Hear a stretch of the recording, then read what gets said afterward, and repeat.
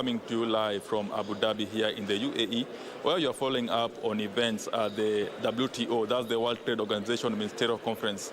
Now, this particular meeting brings together ministers from across the globe to discuss matters concerning trade. Joining me now is the CS for Trade, Rebecca Miano, who will give us a brief oversight of what's happening or what we should expect, especially Kenyan producers, what they should expect from this meeting. Welcome. Thank you.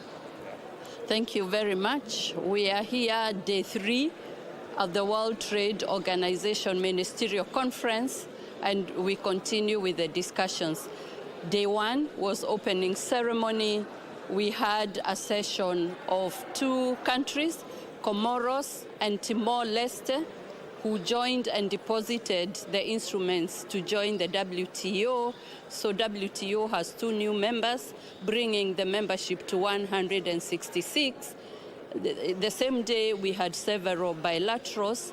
Yesterday, most of the discussions were on fisheries subsidies, and in the afternoon, we had discussions on agriculture.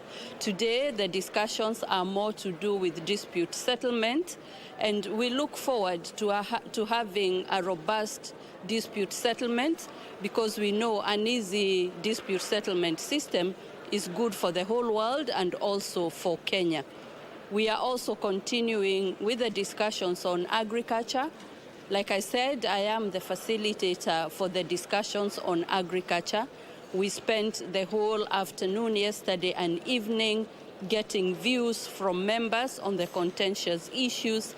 We are looking at the public stock holding for food and also market access. We are looking at what policies will benefit the least developed countries and also the net food importing countries. We are continuing with consensus building because we have seen countries are having varied positions on what policies we should put in place. We know that agriculture is critical not only for trade but also for food security. If you look at our imports in Kenya, they are mostly agriculture-based. And that's why we are here to ensure that the policies on agriculture and trade in agriculture are favorable to our policies back at home. And we will continue with the discussions and consensus building. We believe that at the end of the ministerial conference, we will have outcomes on all the topics that we are discussing, be it agriculture, be it fisheries, be it dispute settlement, be it e-commerce, and also trade for sustainable development. Yes. In terms of production that is in agriculture, what key policies are we looking at? What's coming up? What are the members saying about policies, especially when it comes to export and imports? Members want to have policies, especially on import and export prohibitions. We want countries to have policies that will enable them produce enough for use by their country and also have ease of exports.